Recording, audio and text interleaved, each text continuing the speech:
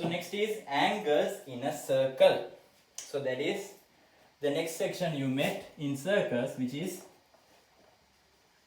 angles in a circle. So when talking about angles in a circle, okay, so you have a circle, then you mark 2 points, A and B, A and B. So there are two arcs in this circle. So one is the smaller arc, the small arc. This is called the minor arc. The other arc is the big one, the bigger arc. So this is called the major arc of the circle. Okay. So then we have angle subtended. Angle subtended on the major arc and the angle subtended on the minor arc. Okay. So if you say the angle subtended by the minor arc, angle subtended by the minor arc. So which is the minor arc? This is the minor arc. Okay. Then the angle subtended by the minor arc on the remaining part of the circle. So this is the remaining part of the circle. If this is the minor arc, this is going to be the remaining part of the circle. So so this is going to be the angle subtended. Look, this is standing on this arc, right? So this, look, if you look like this is something like a person standing on something, right? This is like two legs. So this is standing on this arc AB. So the angle subtended by the minor arc on the remaining part of the circle. So this is the remaining part of the circle. This is the minor arc. So this is called the angle subtended by the minor arc on the remaining part of the angle. Then we can come to the other one. Again we have AB. This is the major arc, this is the minor arc. So what is the angle subtended by the major arc on the remaining part? So what is the major arc? This is the major arc, the longer one, the larger one, major arc. Then the angle subtended by this on the remaining part. So this is the remaining part of the arc, right, of the circle, right? So this is going to be the angle subtended by the major arc on the remaining part of the circle. So this is going to be this and this. So these are the angles subtended by the arcs. So next theorems will be based on these, mainly this. Is these two angles are equal? Which two angles? These two angles? Yes. No way. Angles on the same side are going to be equal. Same segment. So on the same, so this angle and this angle are going to be equal. So this is another theorem. I will come to this. Okay, but not this one and this one cannot be equal on the same arc. First theorem is the angle subtended by an arc at the center of a circle is twice the angle subtended by the same arc on the remaining part of the circle. So that is the first theorem you came across. So if you go check your textbook, you can see. So if you have a circle and there is the center O and there is the arc, right? And also one more important thing. So suppose sometimes you will get this geometric circle things. So if you don't understand, just try turning your question to some other angle. So turn it upside down or somewhere like that. You might figure out. Trust me, you might figure out. If you have just gone 1 minute without having no idea about the question, just try turning it out to the other side. You might get some clue. So because like I was telling in the previous question also, sometimes you might get something like this. Okay. So in this question, if you don't feel anything, just try turning it to the other side. It will be standing, because I told you standing, right? So it will be something like this. In that case, you might get an idea. So that's for extra knowledge. Okay. So this is A, B. So this theorem says, if you draw the angle subtended by this arc, by the arc on the center, and this is this is the angle. Okay, so this is the angle subtended by this arc. So you have this arc AB. So angle subtended by this arc on the remaining part of the circle is equal to the angle subtended by the same arc on the center. So not equal, it's twice. So if this one is 2x, this is going to be x.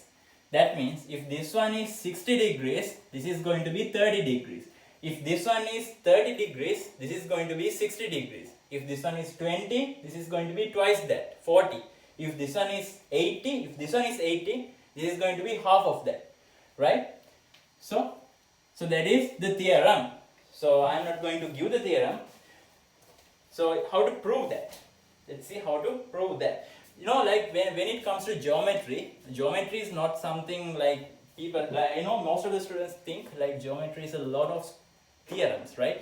But it is not like that. It's not like some alien came from another world and told this is like this, this is like this, this is like this. It is not like that. It makes sense. It always makes sense. Geometry always makes sense, right? So these theorems, even as there are a lot of theorems in your textbook, but all those theorems, like you can, like common sense, when you see those questions, you can just imagine why it is like this.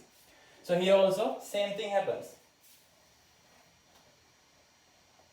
A, B, and this is the center. You have this and you have this. Okay, then I will draw, I will construct. So you know, we have to prove that AOC is twice this length, right? So let me name A, B and C. So you have to show that AOC is twice ACB. So let me make a construction from here to like this, right? Then what can you say? You can see OAC angle is going to be equal to OCA, right? Why? This is the radius of the circle. OA is the radius. OC equal to is the radius, right?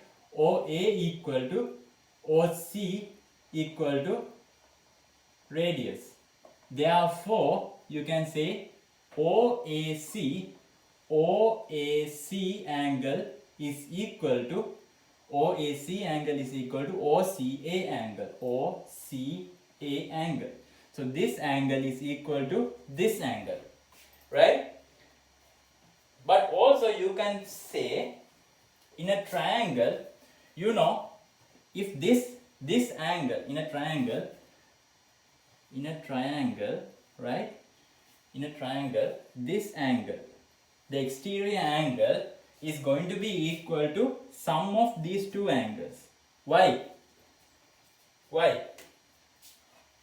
If this one is x, okay, what is this going to be? This is going to be 180 minus x, right? If this one is 180 minus x, the sum of these two is going to be, what? You know? 80. Yes, the 80. Sorry, no, it's going to be x, right? Why? The sum of this one, this angle plus this angle is going to be x.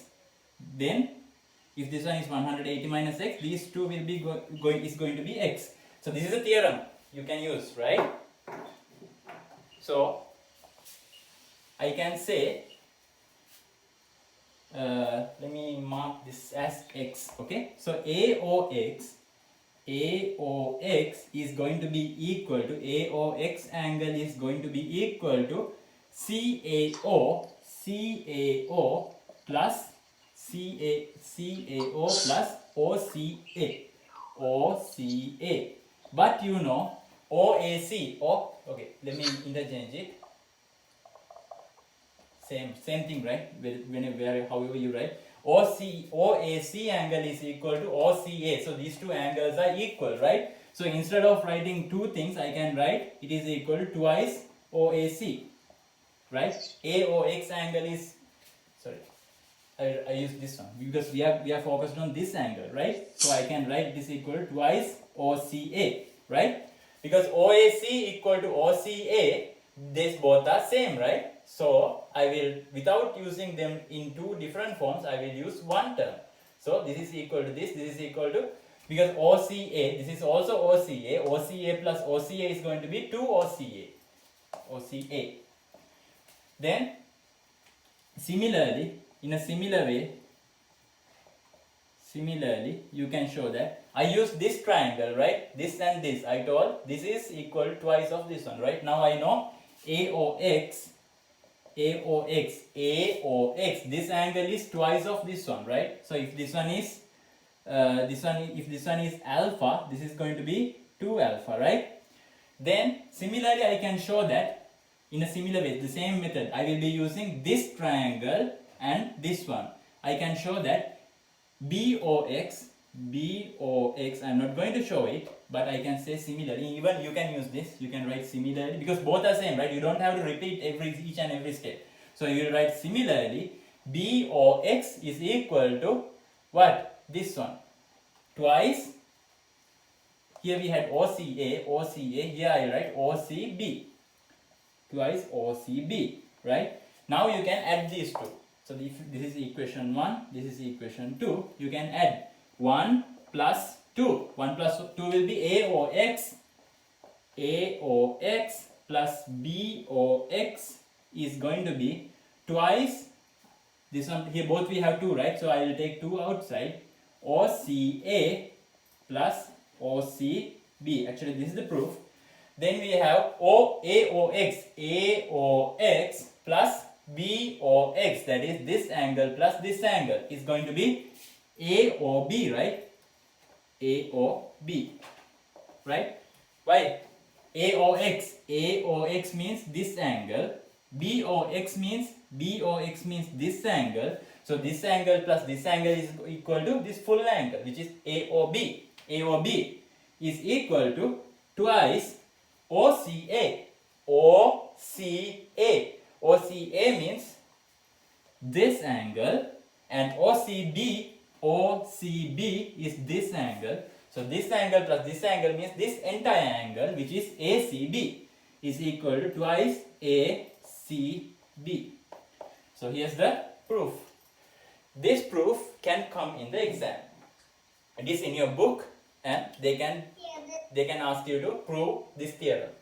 So here actually, when you have a proof, in the beginning you need to write the data, you need to write the construction, you have to write what to be proved, and then only the proof comes. So this is only the proof section, right? I am not going to write each and every steps.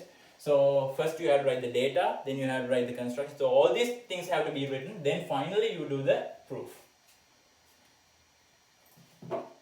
So this is the proof. It's also there in your textbook. Yeah.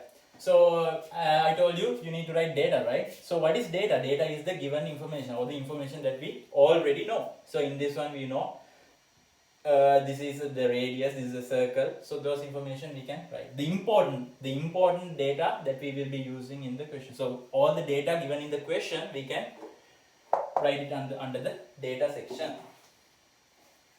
Okay. So this theorem is very, very important. We will be using this theorem to prove other theorems. So this theorem is very, very important. You need to understand it clearly.